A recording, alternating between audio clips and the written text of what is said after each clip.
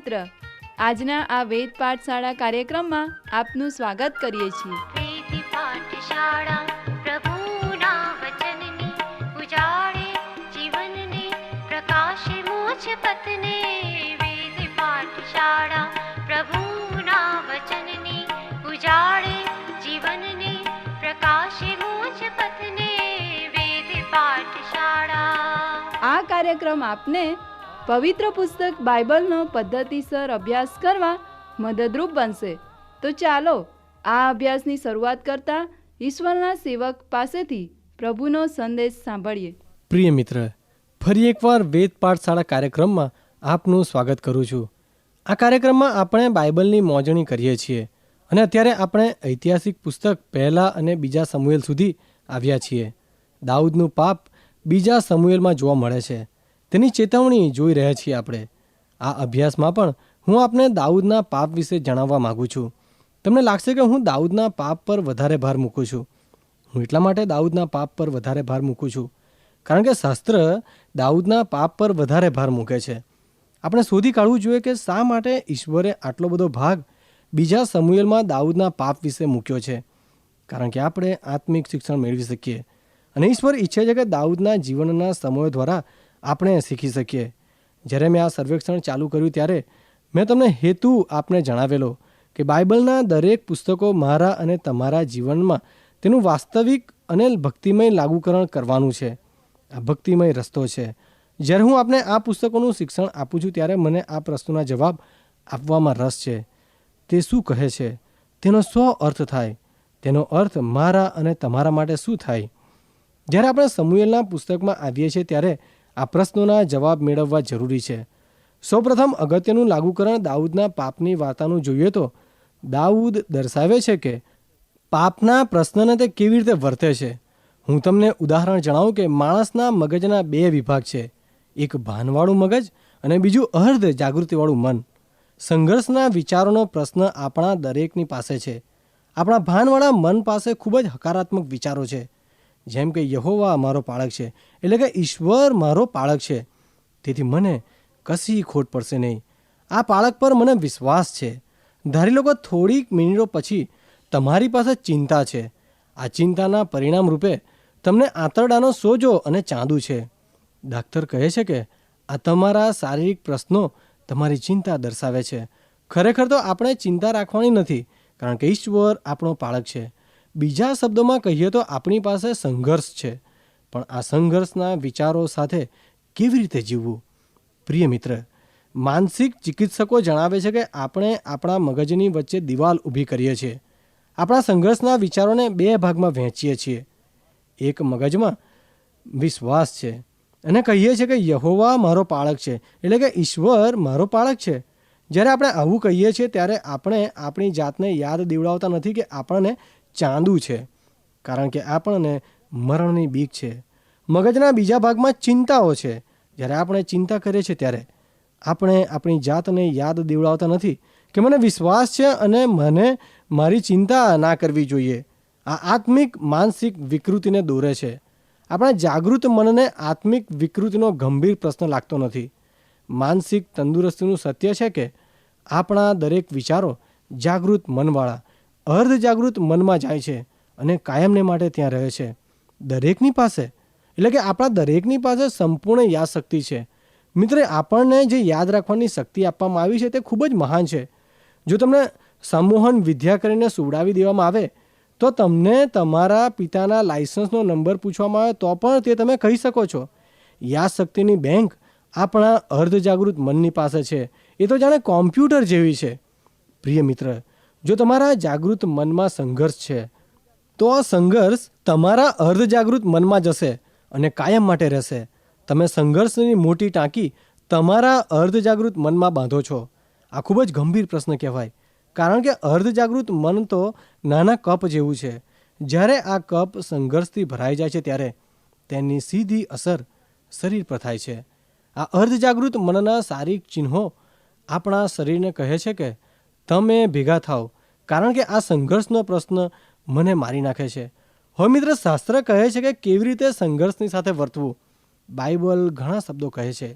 સંઘર્ષનો પ્રશ્ન સુધારી દો, ડૉક્ટર એ જ બાબત કહે છે કે તમારી પાસે ખૂબ જ સંઘર્ષ એ તમારો પ્રશ્ન છે. સંઘર્ષના પ્રશ્નને સુધારવા તમારે શું કરવું પડે?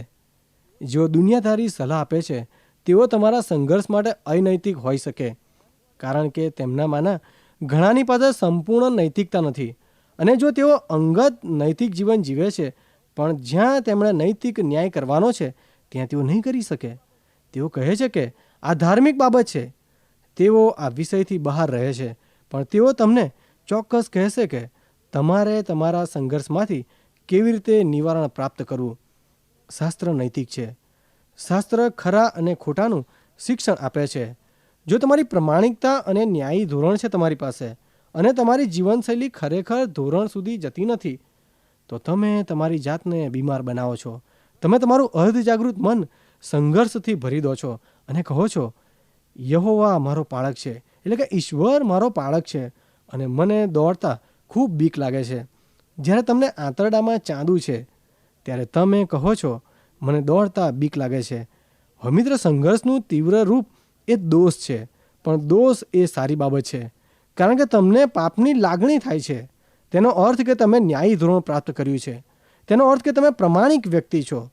તમારા દોષની લાગણીનો અર્થ કે તમારી પાસે સારા અને ખરાબનું ધોરણ છે. તમે એ ધોરણ સુધી જીવી શકતા નથી. ઈસુ ખ્રિસ્ત આ પ્રમાણે કહે છે, શરીરનો દીવો તે આંખ છે. જો તારી આંખ મલિન હોય તો તારું આખું શરીર અંધકારમય બની રહેશે. ઘણા આ પ્રકારના અંધકારમાં જીવે છે. તેઓ આપણા ધોરણો માટે અનૈતિક હોઈ શકે અને સંપૂર્ણ દોષ વિનાના, અને તેઓ રાત્રે સૂઈ જાય છે. પ્રિય મિત્ર, શાસ્ત્ર કહે છે કે આપણા સંઘર્ષનું નિવારણ આ પ્રમાણે છે. શરીરનો દીવો આંખ છે.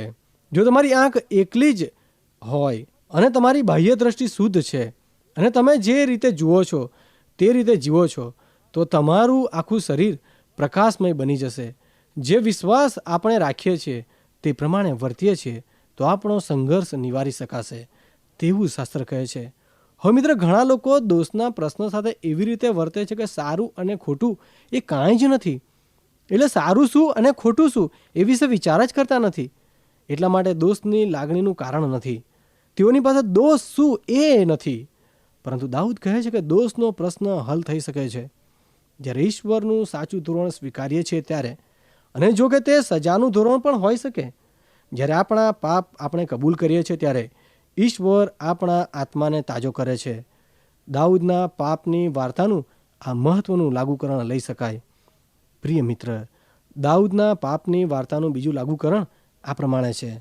વહેલા અથવા થોડા દરેક માણસ પાપની શિક્ષાની મિજબાની જમવા બેસી જાય છે. એટલે કે પાપની શિક્ષાની મિજબાની એ જમવી જ પડે છે. બાઇબલમાં 2 શમુએલ 11 અને 18 અધ્યાયમાં દાઉદ પાપની શિક્ષાની મિજબાની જમે છે. તે આ પ્રમાણે વિચારવાનો પ્રયત્ન કરો મિત્ર. દાઉદની વાર્તા જે કહે છે તે વિશે શાસ્ત્ર ઘણી જગ્યાએ બતાવે છે. દાઉદની વાર્તા પાપના 3 સત્યો અને તારણના 3 સત્યો વિશે ઉદાહરણ આપે છે. પાપનું પ્રથમ સત્ય એ છે કે પાપનો દંડ છે. પાપનો દંડ એ બાઇબલના પાયાનું સત્ય છે. પાપ હંમેશા દંડને દોરે છે. ભવિષ્યનો દંડ, વર્તમાનનો દંડ. એટલા માટે જ ઈશ્વરે સ્વર્ગને દિવાળી બનાવ્યું અને ઈસુ ખ્રિસ્તને આ જગતમાં મોકલ્યા. આપણા પાપનો દંડ ભૂંસી નાખવા ફક્ત એક જ રસ્તો છે કે તે ઈસુ ખ્રિસ્ત. ઈસુ ખ્રિસ્ત પરના વધસ્તંભ પરના મરણ દ્વારા આપણે વિશ્વાસ કરી શકીએ છીએ કે પાપનો દંડ ભૂસાઈ જાય છે. હવે મિત્ર, પાપની સજાને લઈને આપણે આ જગતમાં આવીએ છીએ. આ સજાને ભૂંસી નાખવાનો એક જ રસ્તો છે અને તે ઈસુ ખ્રિસ્ત પર વિશ્વાસ મૂકવાનો છે. જો માણસ ઈસુ ખ્રિસ્ત પર વિશ્વાસ મૂકે છે તો તેને સજા થતી નથી, પણ જો માણસ ઈસુ પર વિશ્વાસ રાખતો નથી તો તેને સજા થયેલી છે, કારણ કે તે ઈસુ ખ્રિસ્ત પર વિશ્વાસ રાખતો નથી. આપણે ભવિષ્યની નરકની શિક્ષામાંથી મુક્ત થયા છીએ. જોકે 3/5 ભાગ શાસ્ત્રમાં તારણ શબ્દ ઉપયોગમાં લેવામાં આવ્યો છે. ભવિષ્યની શિક્ષા માટે તારણ શબ્દ વપરાતો નથી. આ સંદર્ભમાં તે વર્તમાન શિક્ષાને ભૂંસી નાખે છે. આપણા ખરાબ જીવનના દંડમાંથી બચાવી લેવામાં આવ્યા છે. ખરાબ જીવન એ પાપની શિક્ષાનો વર્તમાન ભાગ છે. હવે બીજું, પાપનો વર્તમાન દંડ એ ગુલામી છે. લોકો સ્વતંત્ર નથી. ગુલામી વિશે ઈસુ ખ્રિસ્તે ઘણું બધું કહ્યું છે. આપણે જે કરવા માગીએ છીએ તે કરી શકતા નથી, પણ આપણે જે કરવું જોઈએ તે કરીએ છીએ. આપણે આપણી જાતને કાબૂમાં રાખવાની છે, આપણી ટેવો અને આવેગને લીધે છે. તેનો અર્થ કે આપણે સ્વતંત્ર નથી. તારણ આપણને ગુલામીમાંથી છોડાવે છે. માટે પાપની શિક્ષા વર્તમાન અને ભવિષ્યની છે. હવે પાપનું બીજું સત્ય એ છે કે પાપને શક્તિ છે. જો પાપને શક્તિ છે તેને લીધે દાઉદને પાડી નાખવામાં આવ્યો. માટે પાપ પાસે મહાન શક્તિ છે. હું માનું છું કે દાઉદની વાર્તા જે કહે છે તે બાબત પાઉલ પ્રેરિત 1 કોરિન્થી 10 અને 12મી કલમમાં કહે છે કે માટે જે કોઈ પોતાને સ્થિર ઊભેલો ધારે છે તે પોતે ન પડે માટે સાવધાન રહે, સાવચેત રહે. સંત પાઉલ કહે છે કે પાપ દરેક માણસ માટે સામાન્ય છે. જો દાઉદ જેવો મહાન માણસને પાપ નીચે પાડી દે તો આપણે કોણ કે પાપ આપણને નીચે પાડી ના દે? પાપની પાસે મહાન શક્તિ છે. પાપની શક્તિનો અંદાજ ના બાંધશો મિત્ર. હવે મિત્ર, ત્રીજું પાપનું સત્ય એ છે કે પાપની કિંમત ચૂકવવી પડે છે. આજના ફુગાવાના ચલણમાં પણ પાપનો પગાર એ જ છે. સંત પાઉલ કહે છે કે પાપનો પગાર મરણ છે. પાઉલ મરણ વિશે જ કહેતો નથી, પણ પાપની શિક્ષાની મિજબાની જમવી પડે છે. પાપીએ હંમેશા કડવી દવા ખાવી પડે છે. પાપનો મુસારો જાણે કે ટ્રેનનો નાશ ધીમે થતો હોય તેવો છે. પાપનો મુસારો ઊંડો ખાડો છે. પાપની હંમેશા કિંમત ચૂકવવી પડે છે. એક જુવાન માણસ પોતાના ઘરેથી પ્રથમ વખત નીકળે છે ત્યારે તેને સફેદ દોરી તેના કમરે બાંધવા માટે આપવામાં આવી, જેના પર ડાઘો પડવો ના જોઈએ. પણ થોડા દિવસ પછી એક ડાઘો પડ્યો, અને પછી બીજો, અને પછી ત્રીજો, અને એમ એ દોરી જાણે એક કાળા ધુમાડા જેવું થઈ ગયું. પાપનું પણ આવું જ થાય છે.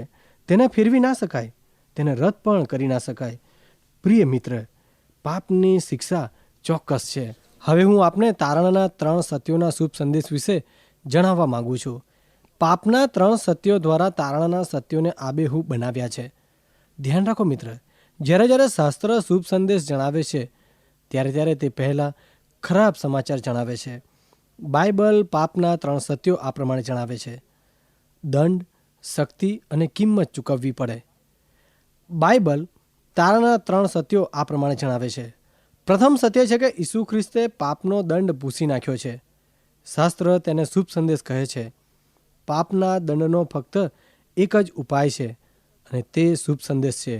જ્યારે ઈસુ ખ્રિસ્ત નિકોદેમસને મળે છે ત્યારે તેમણે કહ્યું, હું ઈશ્વરનો દીકરો છું, હું ઈશ્વરનો ઉપાય છું, હું જ ઈશ્વરનો ફક્ત છોડાવનાર છું. પિતાની પાસે બીજો કોઈ ઉપાય નહોતો અને કોઈ છોડાવનાર નહોતો. જ્યારે ઈસુ ખ્રિસ્તે નિકોદેમસને આ શબ્દો કહ્યા ત્યારે ઈસુ ખ્રિસ્ત ખૂબ જ સત્તાવાદી વિધાન ઉચ્ચારે છે. ઈસુ ખ્રિસ્તનો શુભ સંદેશ પાપની શિક્ષાના દંડનો ફક્ત એક જ રસ્તો દર્શાવે છે કે જે મારા અને તમારા જીવનના પાપનો દંડ ભૂંસી નાખે છે. ઈસુ ખ્રિસ્તનો શુભ સંદેશ તારણનું પ્રથમ સત્ય છે. હો મિત્ર, તારણનો બીજો શુભ સંદેશ પવિત્ર આત્મા પાપની શક્તિની ઉપર વિજય મેળવવા મને અને તમને દોરે છે. આ સંદેશનો ભાગ પાઉલના મહાન સંદેશા રોમનોના લખેલા પુસ્તકમાં આપેલા છે. સંત યોહાન તેના પહેલા પત્રમાં 4 અને 4માં જણાવે છે કે જગતમાં જે છે તેના કરતાં તમારામાં જે છે તે મોટો છે. તમને ચોક્કસ ખાતરી થશે કે પાપમાં શક્તિ છે, પાપમાં સામર્થ્ય છે, અને પાપની શક્તિ મહાન છે.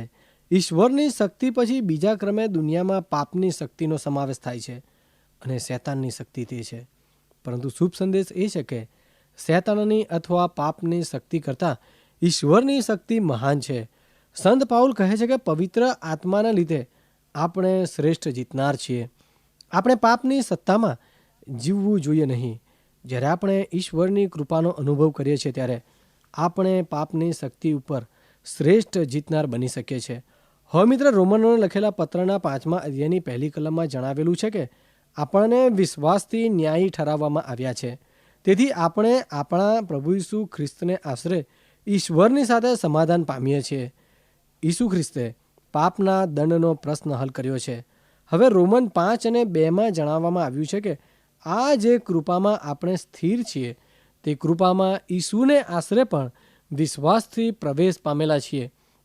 વળી આપણે ઈશ્વરના મહિમાની આશાથી આનંદ કરીએ છીએ. ઈશ્વરમાં આપણને શાંતિ મળે છે.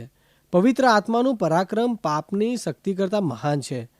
હવે મિત્ર, તારણનું ત્રીજું રહસ્ય સમજવામાં થોડું અઘરું છે, જેને ન્યાયીકરણ કહેવામાં આવે છે. ત્રીજું સત્ય પાપનો ડાઘ અને નિશાની સાથે સંકળાયેલું છે. પાપની કિંમત ચૂકવણી છે. ઈશ્વરની નજરમાં પાપના ડાઘા વિશે પ્રશ્ન નથી. ન્યાયી શબ્દ બાઇબલમાં ખૂબ સુંદર શબ્દ છે. હવે દાઉદ રાજાએ તેના ગીત 51માં ન્યાયી શબ્દનો ઉપયોગ કર્યો છે. ન્યાયી શબ્દ બાઇબલનો સુંદર શબ્દ છે. યાદ રાખો મિત્ર, જ્યારે તમે કાળ વૃત્તાંતને બીજો સમુએલ અને રાજાઓ સાથે સરખાવશો તો તમે શોધી શકશો કે ઇતિહાસનો એ જ સમયગાળો ફરીથી જોવા મળશે.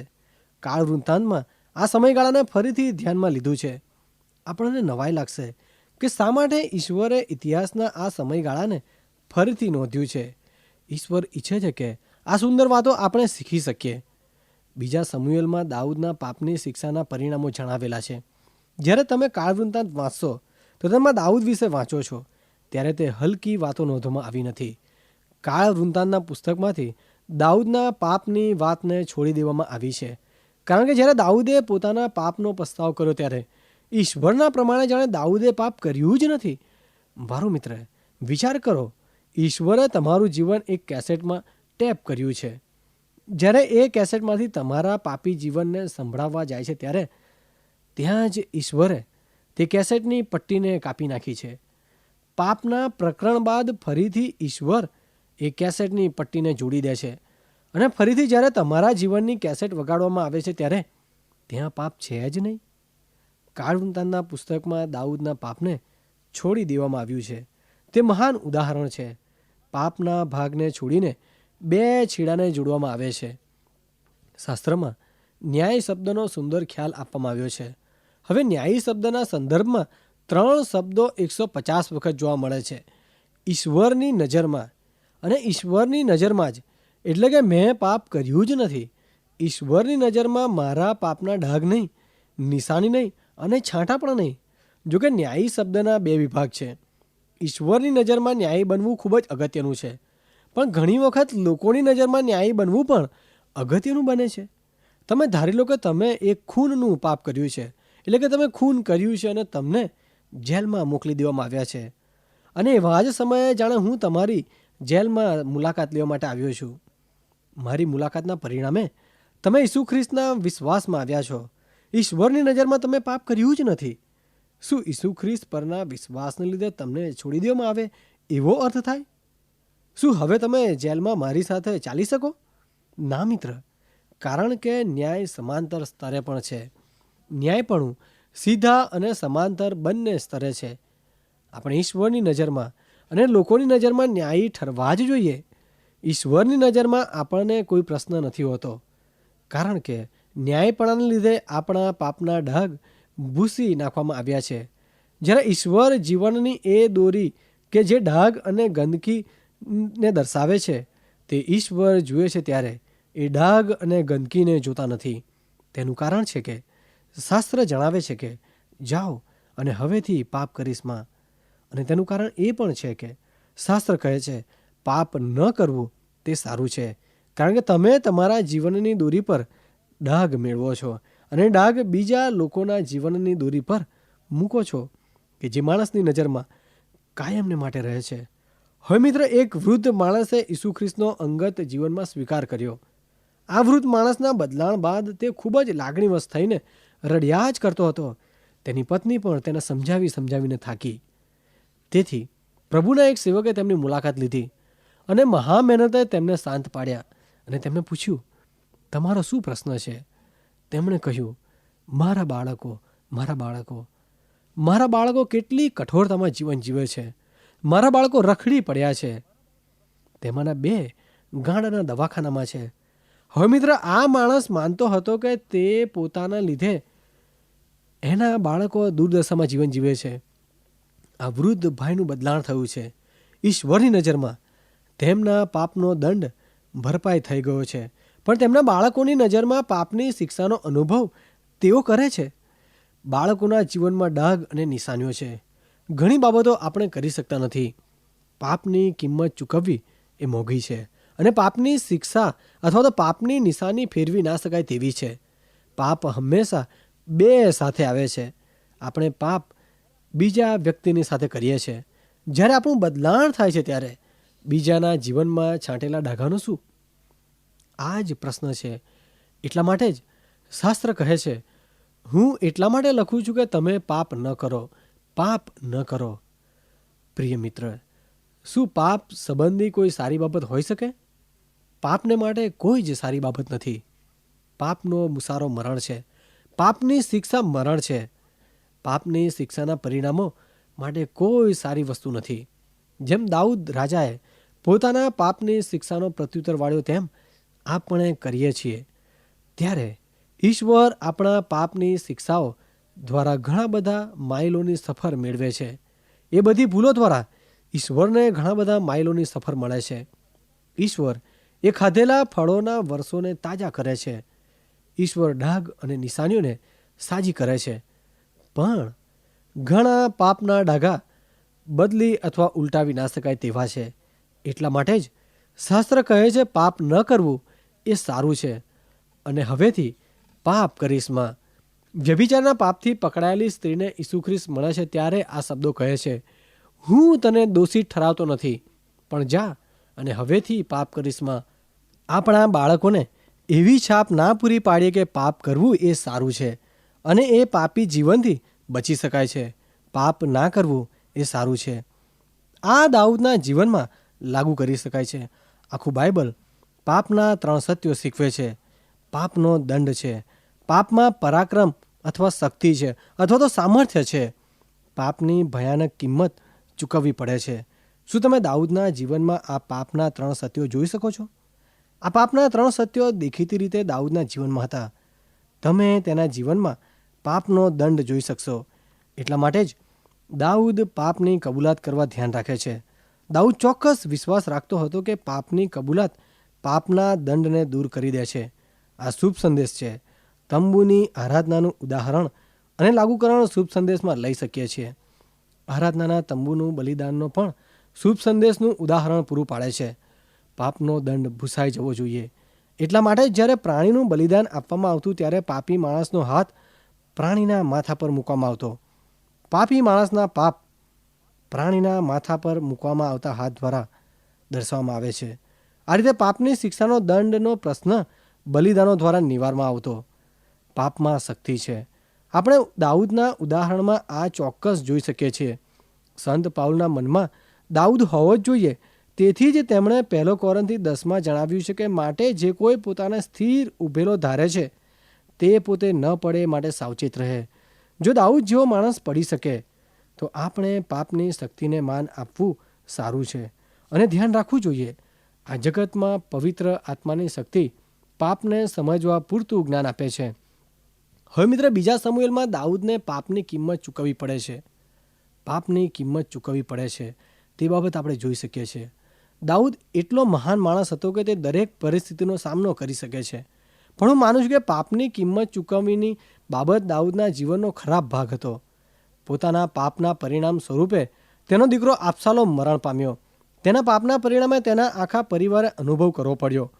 આપણે જોઈ શકીએ છીએ કે દાઉદે ખૂબ પાપની કિંમત ચૂકવવી પડી. એટલા માટે જ શાસ્ત્ર દાઉદના પાપના ભયાનક પરિણામોની માહિતી આપે છે. દાઉદના પાપની વાર્તા પાછળ બીજું એક કારણ એ છે કે શાસ્ત્રનો શુભ સંદેશ ઈશ્વર તારણાના 3 સત્યો દાઉદ દ્વારા પૂરા પાડે છે. હવે આપણે જોઈએ છીએ તે પ્રમાણે દાઉદે પાપ કર્યા પછી 24 વર્ષ સુધી અદ્ભુત રાજા તરીકે કાર્ય કર્યું. પ્રિય મિત્ર, શું તમે તમારા જીવનમાં તારણાના શુભ સંદેશના 3 સત્યોનો અનુભવ કર્યો છે? તારણનું પ્રથમ સત્ય છે કે ઈસુ ખ્રિસ્તે પાપનો દંડ ભૂસી નાખ્યો છે. તારણનું બીજું સત્ય છે કે પવિત્ર આત્મા પાપની શક્તિ ઉપર વિજય મેળવવા મારા અને તમારા માટે શક્તિમાન છે. તારણનું ત્રીજું સત્ય ન્યાયીકરણ છે. પ્રિય શ્રોતા મિત્રો, અમને ખાતરી છે કે આજનો આ કાર્યક્રમ આપને રસપ્રદ લાગ્યો હશે. જો આ કાર્યક્રમ આપ નિયમિત રીતે સાંભળશો તો તમારા અંગત જીવનને માટે તે ખૂબ જ લાભદાયી બનશે.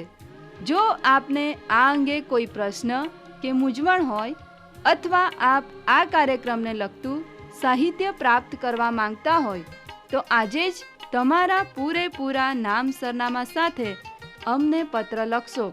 અમારું સરનામું છે કાર્યક્રમ Ved Pathshala, Vishwavani, post box number 2036, Fatehganj, Vadodara 390002. ધન્યવાદ.